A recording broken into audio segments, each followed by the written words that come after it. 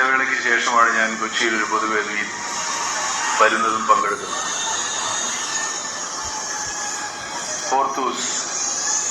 പോർത്തൂസ് എന്ന ലാറ്റിൻ പദത്തിന് ഉദ്യാനം എന്നാണ് പറയുന്നത്. പോർത്തൂസ് മലബാറിക്കൂസ് എന്നൊരു പുസ്തകത്തിന്റെ പേരാണ് ഇന്ന് ആധാരമെന്ന് ഞാൻ വിചാരിക്കുന്നു. പോർത്തൂസ് മലബാറിക്കൂസ് എന്ന് പറഞ്ഞാൽ മലബാറിന്റെ ഉദ്യാനം എന്നാണ്. മലബാറിന്റെ ഉദ്യാനമാണ് ഇവിടെ മനോരമ ഒരുക്കിയിരിക്കുന്നത്. വളരെ സന്തോഷം. നമ്മുടെ ഉദ്യാനം എന്ന് പറയുമ്പോൾ ഏതുദ്യാനത്തിൽ ഒരുപാട് തരം പൂക്കളും ഒരുപാട് തരം ചെടികളുമുണ്ട്. കേരളം ഒരുപാട് പൂക്കളും ഒരുപാട് വിവിധ തരം ചെടികളും ഒക്കെ ഉള്ള ഒരു ഉദ്യാനം തന്നെയാണ്. ഞാൻ ആലോചിക്കുന്നത് ഈ ചിങ്ങാതി വളരെ രസകരമായിട്ടാണല്ലോ സംസാരിച്ചു തുടങ്ങുന്നതെന്നാണ്, അല്ലയോ? താൻ സംസാരിക്കാൻ വരുന്ന ആ ഒരു വിഷയത്തെ കുറിച്ചിട്ടൊക്കെ ഇദ്ദേഹം എത്ര വ്യക്തമായിട്ടാണ് പറയുന്നത് ആലോചിക്കും.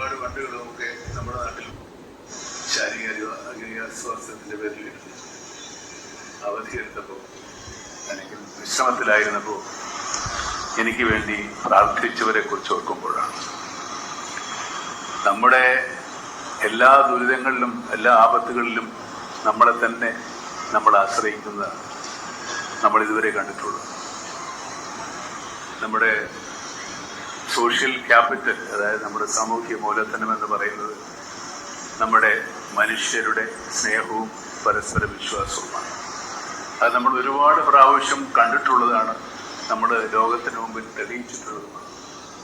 കണ്ടിട്ടുണ്ടോ എന്നാണ് ചോദ്യമെങ്കിൽ നിങ്ങൾ കുറച്ചു കാലം മുമ്പോട്ട് ഒന്ന് പോണം. ശബരിമലയിലേക്ക് മല കയറിയിട്ട് അവിടെ പോയിട്ട് ഇദ്ദേഹത്തിൻ്റെ പേരിൽ എന്തോ ഒരു പുഷ്പാഞ്ജലി സംതിങ് ലൈക്ക് എന്തൊരു വലിയ പൂജ നടത്തിയ ഒരു മനുഷ്യനുണ്ട്. അവൻ്റെ പേര് മോഹൻലാൽ എന്നാണ് കേട്ടോ. മോഹൻലാലിന് വേണമെങ്കിൽ മമ്മൂട്ടി എന്ന് പറയുന്ന മനുഷ്യന് വേണ്ടിയിട്ട് ഒന്നും ചെയ്യാതിരിക്കാം, അല്ലേ? അവൻ എങ്ങനെയൊക്കെ രക്ഷപ്പെട്ടു വന്നോട്ടെ. പക്ഷേ മോഹൻലാൽ മമ്മൂക്കയ്ക്ക് അസുഖം വരുമ്പോൾ അത് അദ്ദേഹത്തിന് അസുഖം വന്നതുപോലൊക്കെ ഒരു ഫീലിങ്ങിൽ, അല്ലെങ്കിൽ അദ്ദേഹത്തിന് ഒരു പ്രിയപ്പെട്ട ഒരാൾക്ക് അസുഖം വന്നതുപോലെ ഫീലിങ്ങിലാണ് മോഹൻലാൽ എന്ന് പറയുന്ന മനുഷ്യൻ പോകുന്നത്. എവിടേക്കാ? ശബരിമലയ്ക്കാണ്. ശബരിമല തന്നെ ഹിന്ദുവായിട്ടുള്ളൊരു അയ്യപ്പൻ്റെയും മുസ്ലിമായിട്ടുള്ളൊരു വാവരുടെയും സൗഹൃദത്തിൻ്റെ കഥയാണ്. അങ്ങനെയൊക്കെ പറയുകയാണെങ്കിൽ ഹിന്ദുവായിട്ടുള്ള അയ്യപ്പൻ്റെ സ്ഥാനത്ത് നമുക്ക് മോഹൻലാലിനെയും വാവൻ്റെ സ്ഥാനത്ത് മമ്മൂക്കയെ കാണേണ്ടി വരും. കാരണം അത്രയും നല്ല സൗഹൃദമാണ്. ആ ഒരു സൗഹൃദത്തിന് വേണ്ടിയിട്ടാണ്, തൻ്റെ സുഹൃത്തിൻ്റെ ജീവന് വേണ്ടിയിട്ടാണ്, തൻ്റെ സുഹൃത്തിൻ്റെ ജീവൻ ഇനിയും ഏറെ നാൾ നീക്കി കിട്ടണേ എന്നുള്ള അപേക്ഷയുടെ ഭാഗമായിട്ടാണ് മോഹൻലാൽ ശബരിമല കയറിയത്. മനസ്സിലാക്കണം, ഇതാണ് നമ്മുടെ കാലം. അപ്പോൾ ഇദ്ദേഹത്തെ ഒരു കാലഘട്ടത്തിൽ മമ്മൂട്ടി എന്ന് പറയുന്ന മനുഷ്യനെ വിമർശിക്കുന്ന ആളുകളൊക്കെ ഈ അസുഖം വന്ന സമയത്ത് ഇദ്ദേഹത്തോട് ചേർന്ന് നിൽക്കുന്നത് മമ്മൂട്ടി അത് തിരിച്ചറിഞ്ഞു എന്നുള്ളതാണ്. ആ അനുഭവം തന്നെയാണ് എനിക്കും ഉണ്ടായത്. എനിക്ക് വേണ്ടി പ്രാർത്ഥിക്കാത്ത, എനിക്ക് വേണ്ടി പള്ളിയിൽ ഒരു മെഴുകുതിരി കത്തിക്കാത്ത, ഒരു വഴിപാട് കഴിക്കാത്ത, ഒരു സമയം പ്രാർത്ഥിക്കുമ്പോൾ എനിക്ക് വേണ്ടി ദുആ ചെയ്യാത്ത മലയാളികളില്ല എങ്ങും. അതെനിക്ക് പരിപൂർണ്ണ തോന്നുന്നു. അത് തന്നെയാണ് ഞാൻ നേരത്തെ പറഞ്ഞ നമ്മുടെ സോഷ്യൽ ക്യാപിറ്റൽ. ഗംഭീരമായിട്ടുണ്ട് കേട്ടോ. സോഷ്യൽ ക്യാപിറ്റൽ എന്നാണ് അദ്ദേഹം അതിന് പറയുന്നത്. അതാണ് എൻ്റെ വിഷയം. നമുക്ക് ഈ സമൂഹത്തിൽ നമ്മുടെ ക്യാപിറ്റൽ, നമ്മുടെ മൂലധനം എന്താണ്? ഒരുപക്ഷെ മറ്റുള്ളവരുടെ സ്നേഹമായിരിക്കാം, മറ്റുള്ളവരെ നമ്മളോട് കാണിക്കുന്ന ഒരു കരുണയായിരിക്കാം. ഇവിടെ മോഹൻലാൽ എന്തെങ്കിലും കൊടുത്തിട്ടല്ല മോഹൻലാൽ ചെയ്തത്. അല്ലെങ്കിൽ ഇവിടുത്തെ നമ്മുടെ നാട്ടിലത്തെ ആൾക്കാർ കുടം നേർച്ചയും സ്വർണ്ണക്കുടം നേർച്ചയും അങ്ങനെ പലതൊക്കെ നടത്തിയിരുന്നു മമ്മൂക്കയുടെ ജീവൻ തിരിച്ച് പഴയതുപോലെ തന്നെ ആവാൻ വേണ്ടിയിട്ട്. ഇവരെന്തെങ്കിലും മമ്മൂക്കയിൽ നിന്ന് പ്രതീക്ഷിച്ചിട്ട് ഒന്നുമല്ല ചെയ്യുന്നത് എന്നുള്ളതാണ്. അത് ഉള്ളിൻ്റെ ഉള്ളിൽ ആ ഒരു മനുഷ്യനോട്, അവരുടെ ആരുമല്ലാത്തൊരു മനുഷ്യനോട് ഉള്ളിൻ്റെ ഉള്ളിൽ തോന്നുന്ന അപാരമായിട്ടുള്ള സ്നേഹമാണ്. ആ സ്നേഹം അവർക്ക് അങ്ങനെയൊക്കെയാണ് പ്രകടിപ്പിക്കാൻ കഴിയുന്നത് എന്നുള്ളതാണ്.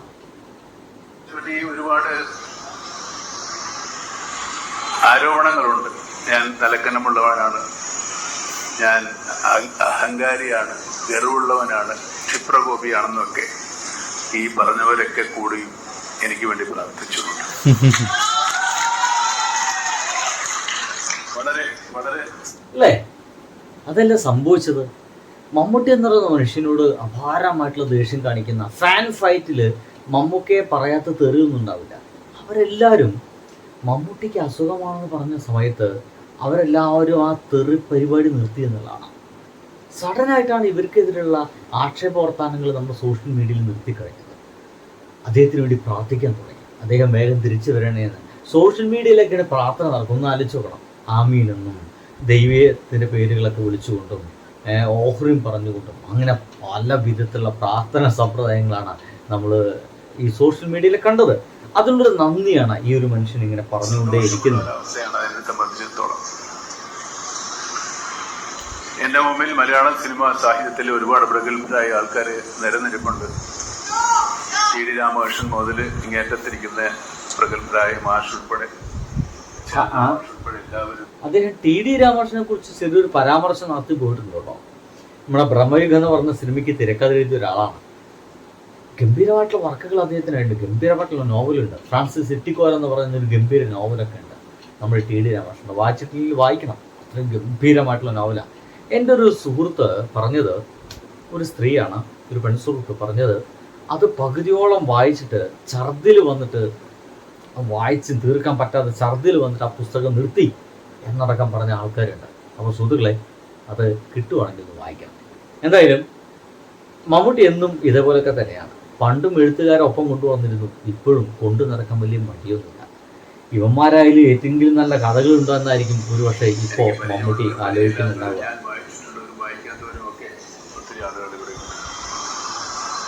ഈ വേദിയിലുണ്ട്. എൻ.എസ്. മാധവൻ എൻ്റെ കൂടെ മഹാരാജാസിൽ എനിക്ക് മുന്നേ പഠിച്ചു പോയ ആളാണ്.